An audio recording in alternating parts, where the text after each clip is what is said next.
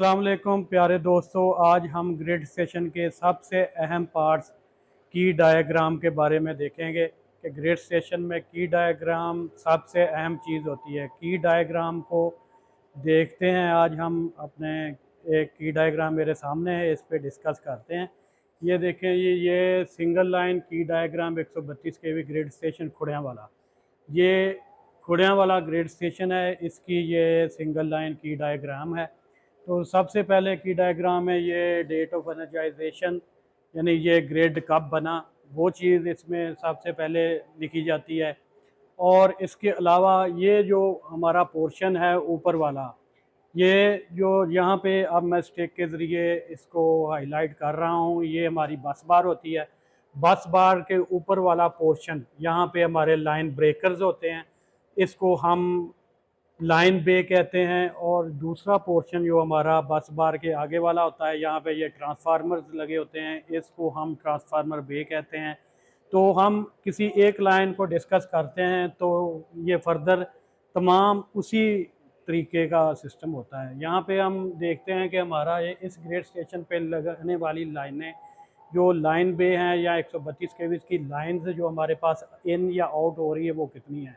ये देखें, 1 2 3 4 5 6 हमारे पास जो लाइन हमारी लाइन आ रही है, लाइन ट्रांसफार्मर।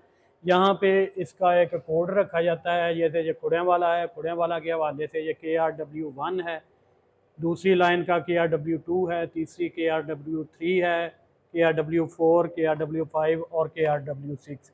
ये जो भी इलाका होता है, जो भी ग्रेड स्टेशन होता है, उसके अतबार से इसका नाम को सिलेक्ट किया जाता है।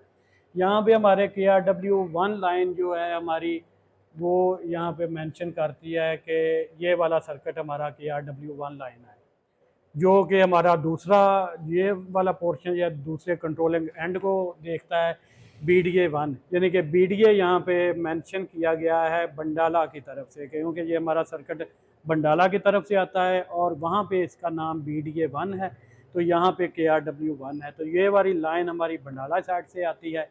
इसी तरह से हमारी दूसरी लाइन जो आती है KRW2 हमारा खुड़ियाँ वाला में लाइन सर्किट ब्रेकर का नाम होगा। और NBN2 ये वाला सर्किट ब्रेकर का नाम, NBN2 से NBN से मुराद निशाताबाद है, तो ये हमारा निशाताबाद से कंट्रोल होगा, तो इसका कंट्रोलिंग NBN2 निशाताबाद साइड होगा।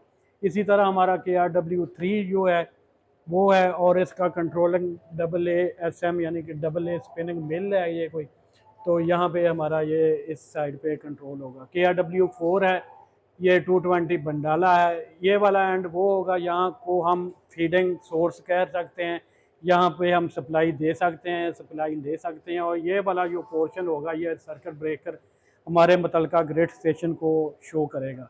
इसी तरह KRW5 है, KRW6 है। KRW6 बेस्ट एक्सपोर्ट हमारे सर्किट को कंट्रोलिंग करता है। तो इसी तरह ये हमारा हो गया। और लाइन बे पे सबसे अहम चीज़ जो आती है, वहाँ हम किसी एक लाइन को डिस्कस कर लेते हैं। KRW1 को फर्ज करें हम डिस्कस करते हैं, तो यहाँ पे ये वाला जो पोर्शन ES1 है, क्योंकि लाइन ब्रेकर का नाम KRW1 है, तो इसके लिए ES1 अर्थ आइसोलेटर है, क्योंकि प्रोटेक्शन का सबसे अहम पार्ट अर्थ होता है। तो ये हमारा ES1 यानी कि हमारा अर्थ आइसोलेटर है, इसको आप परमानेंट अर्थ भी कह सकते हैं। ये 101 जो आइसोलेटर है, ये लाइन आइसोलेटर है, इसको डिस्कनेक्ट करने से हमारी लाइन डिस्कनेक्ट हो जाएगी। ये हमारा KRW1 जो इस तरह क्रॉस लगा हुआ है, ये हमारा ब्रेकर है, ये हमारा लाइन ब्रेकर है, इसको हम लाइन ब्रेकर है। और यहाँ पे लाइन ब्रेकर के साथ ही हमेशा CT लगे होते हैं, और CT की मुख्तलिफ रेशो होती है। जिस ब्रेकर को हम यहाँ पे डिस्कस कर रहे हैं, इस पे 3 ऑप्शन है, 300, 600 और 1200। ये 600/5 पे कनेक्टेड है इस टाइम। और बस बार के साथ जो पहला आइसोलेटर लगा होता है उसको 1-1 यानी कि हमारी सिंगल बस बार है, तो 1-1 इसको कहेंगे। ये जो हमारा सेकंड सर्कल है उसको 2-1 कहेंगे, 3 को 3-1 कहेंगे। तो ये हमारा 1-1 बस बार का आइसोलेटर होगा। और ये यहाँ पे मैं इस दफ़ा आपको बता रहा हूँ, ये हमारी बस बार है। बस बार से आगे ये हमने लाइन बे को डिस्कस कर लिया है। अब हम बस बार से अगले वाले पोर्शन को डिस्कस करेंगे, जिसको हम ट्रांसफार्मर बे कहते हैं। तो अब हम अपने ट्रांसफार्मर बे को डिस्कस करते हैं। तो बस बार के साथ सबसे पहले हमारा आइसोलेटर आएगा 81-1। अब आप सोचेंगे कि 81-1 इसको क्यों कहा, तो ये हमारा जो ट्रांसफार्मर होता है ना, T1 ट्रांसफार्मर, हम जिसको किसी भी ग्रिड स्टेशन पर लगे हुए ट्रांसफार्मर की मुख्तलिफ तादाद हो सकती है, 2, 3, 4, 5। तो यहाँ पे 3 ट्रांसफार्मर है, तो इसको हम ट्रांसफार्मर को T1 कहेंगे।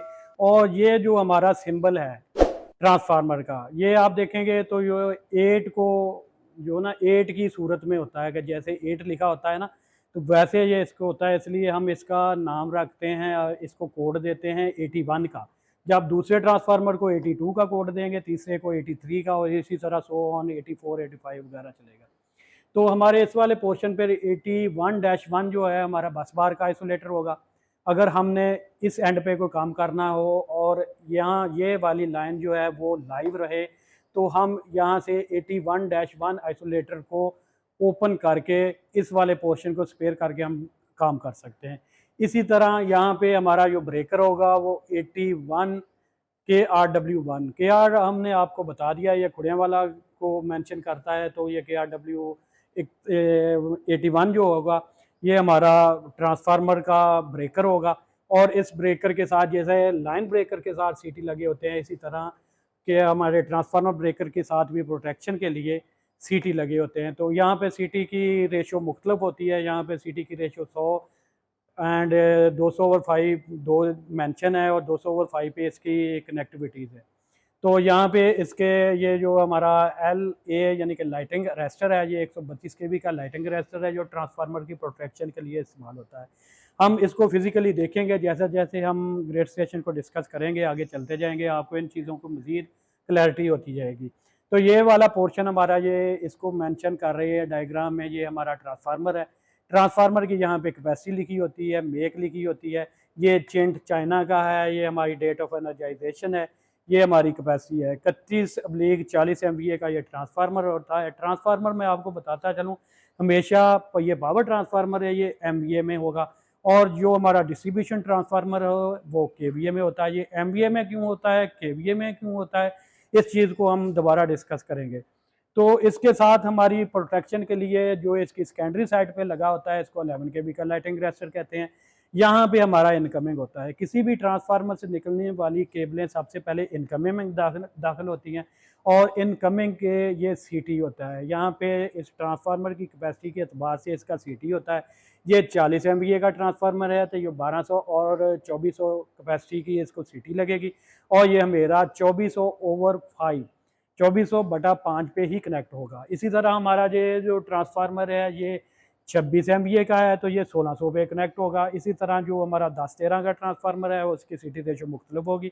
तो हम इस की डायग्राम को डिस्कस कर रहे हैं, इसलिए हम इसी ही को डिस्कस करेंगे। जिस तरह हमने इस सारे पोर्शन को डिस्कस किया है, सेम इसी तरह के KRW 83, 82 और जो भी हमारे ट्रांसफार्मर्स होंगे, सेम यही चीज़ें लगी होंगी, यही चीज़ें उसकी होती। जैसे एक लाइन बस बार को समझ लें आप, उसी तरह एक ट्रांसफार्मर बस बार को आपने समझ लिया। इसके अलावा जो ये हमारे नीचे वाले जो पोर्शन है, यहाँ पे हम देख रहे हैं एरो का निशान है, ये हमारे आउटगोइंग फीडर्स हैं।